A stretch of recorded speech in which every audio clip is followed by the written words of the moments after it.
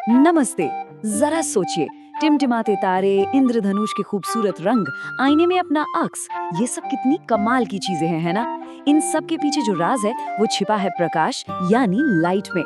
तो आज हम प्रकाश के दो सबसे दिलचस्प बर्ताव को समझने वाले हैं। रिफ्लेक्शन मतलब उसका किसी सतह से टकरा कर लौटना, और रिफ्रैक्शन यानी उसका एक मीडियम से दूसरे में जाते हुए मुड़ जाना। चलिए एक बहुत ही आम से सवाल से शुरू करते हैं। कभी एक चमकदार चम्मच में अपना चेहरा देखा है? गौर किया है कि चम्मच के अंदर वाले हिस्से में अपनी परछाई उल्टी क्यों दिखती है, जबकि बाहर वाले हिस्से में सीधी? ये छोटा सा सवाल असल में प्रकाश के एक बहुत बड़े रहस्य का दरवाजा खोलता है। तो इस चम्मच के रहस्य को सुलझाने का हमारा सफर कुछ ऐसा रहेगा। सबसे पहले हम प्रकाश के बिल्कुल बुनियादी नियमों को समझेंगे, फिर हम घुमावदार दर्पणों की दुनिया में चलेंगे, इसके बाद प्रकाश के मुड़ने का जादू देखेंगे और आखिर में लेंस और उनकी शक्ति को जानेंगे। तो चलिए हो जाए शुरुआत पहले कदम से, प्रकाश और सरल परावर्तन। यहाँ से हम प्रकाश के काम करने के तरीके की नींव रखेंगे। अच्छा, तो सबसे पहली और सबसे जरूरी बात, प्रकाश हमेशा एक सीधी रेखा में चलता है। इसके रास्ते को हम प्रकाश किरण या लाइट रे कहते हैं। किसी भी चीज की जो एकदम शार्प परछाई बनती है ना, वो इसी बात का सबूत है कि प्रकाश बिल्कुल सीधा चल रहा है। अब जब प्रकाश किसी सतह से टकराकर लौटता है, जिसे हम रिफ्लेक्शन कहते हैं, तो वो हमेशा दो बड़े सिंपल से नियमों को फॉलो करता है। पहला, जिस एंगल पर किरण आती है ठीक उसी एंगल पर वापस लौटती है, और दूसरा, आने वाली किरण, लौटने वाली किरण और सतह पर जो नॉर्मल होता है, ये तीनों हमेशा एक ही प्लेन में होते हैं। और कमाल की बात यह है कि ये नियम हर तरह की सतह पर लागू होते हैं, चाहे वो फ्लैट हो या घुमावदार। घर में जो आईना हम रोज देखते हैं वो एक प्लेन मिरर है। इसमें जो इमेज बनती है वो हमेशा वर्चुअल होती है, मतलब शीशे के अंदर, और हमेशा सीधी होती है। उसका साइज भी ऑब्जेक्ट के बराबर होता है। हाँ, एक मजेदार चीज होती है, लैटरल इन्वर्जन, मतलब दायां हाथ बायां दिखता है और बायां हाथ दायां। ये हमारी बेसलाइन है। ठीक है, तो अब जब हम बेसिक रूल्स समझ गए हैं, तो वापस आते हैं अपने चम्मच वाले सवाल पर। अब देखते हैं कि यही नियम एक कर्व्ड सरफेस पर क्या जादू दिखाते हैं। तो हमारा जो चम्मच है वो असल में दो तरह के स्फेरिकल मिरर्स का एक बढ़िया एग्जाम्पल है। चम्मच का अंदरूनी धंसा हुआ हिस्सा एक अवतल या कॉन्केव मिरर की तरह काम करता है। ये प्रकाश की किरणों को एक जगह इकट्ठा यानी कन्वर्ज करता है, और चम्मच का बाहरी उभरा हुआ हिस्सा एक उत्तल या कॉन्वेक्स मिरर की तरह है, जो प्रकाश की किरणों को फैला देता है यानी डाइवर्ज करता है। अब इन मिरर्स में एक बहुत इंपॉर्टेंट पॉइंट होता है जिसे कहते हैं प्रिंसिपल फोकस। ये वो जादुई पॉइंट है जहां पर एक कॉन्केव मिरर सारी पैरेलल लाइट रेज को इकट्ठा कर देता है। शायद कभी सुना हो कि कॉन्केव मिरर से सूरज की रोशनी को एक पॉइंट पर लाकर कागज जला सकते हैं। बस वही है ये फोकस पॉइंट, और बस यहीं पर खुलता है चम्मच का सारा राज। जब चम्मच थोड़ा दूर होता है तो जो इमेज बनती है वो रियल और इन्वर्टेड होती है, मतलब असल और उल्टी। लेकिन जैसे ही चम्मच को बिल्कुल पास लाते हैं फोकस पॉइंट के भी अंदर, तो बूम, इमेज अचानक से वर्चुअल, सीधी और बड़ी हो जाती है। इसी वजह से हमें अपनी परछाई पलटती हुई दिखती है। और ये कॉन्केव मिरर्स सिर्फ चम्मच में नहीं होते, टॉर्च और कार हेडलाइट्स में इनका इस्तेमाल होता है ताकि एक पावरफुल पैरेलल बीम मिले।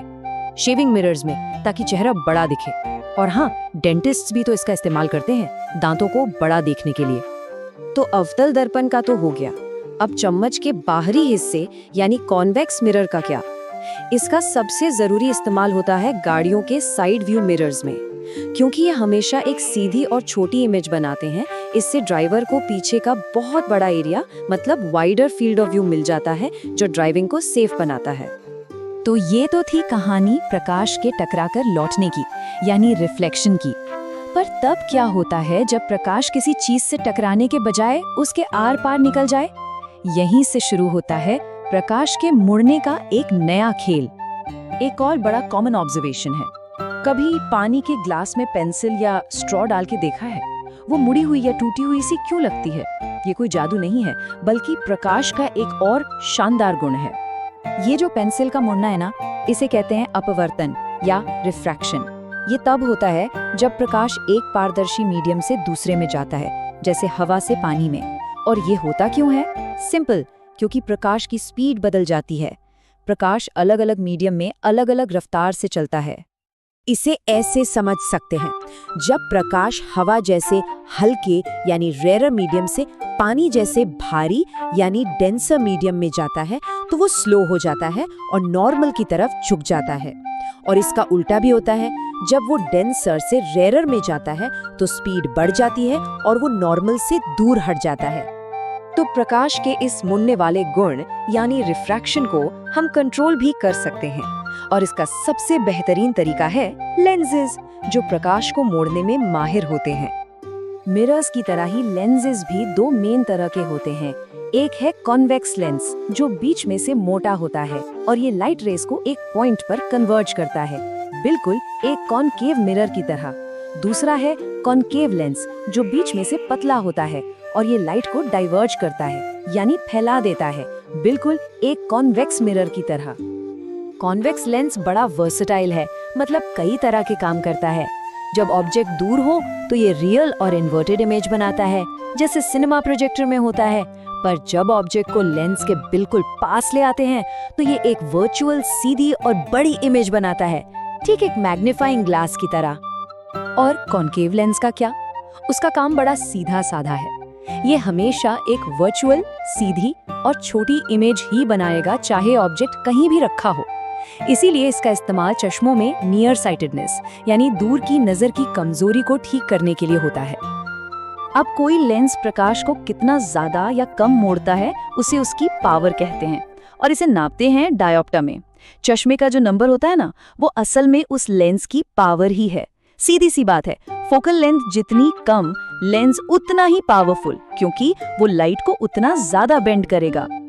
तो हमने देखा कि प्रकाश सीधी लाइन में चलता है, टकराता है और मुड़ता भी है। इन नियमों से चम्मच का उल्टा दिखना और चश्मे का काम करना सब समझ आ जाता है। लेकिन एक सवाल अब भी अपनी जगह पर है कि आखिर ये प्रकाश, ये लाइट है क्या? जैसा कि इस कोट में भी कहा गया है, ये सवाल वैज्ञानिकों के लिए भी सालों तक एक पहेली बना रहा। तो चम्मच की उल्टी परछाई से शुरू हुआ हमारा सफर पानी में टूटी पेंसिल तक आ पहुंचा। हमने ये तो देख लिया कि प्रकाश कैसे चलता है, पर ये हमें एक बहुत गहरे सवाल पर लाके छोड़ देता है कि प्रकाश असल में क्या है। क्या ये एक वेव, एक तरंग है, या फिर ये पार्टिकल्स यानी कणों की एक बौछार है? ये फिजिक्स के सबसे बड़े और सबसे दिलचस्प रहस्यों में से एक है, जो हमें आज भी सोचने पर मजबूर करता है।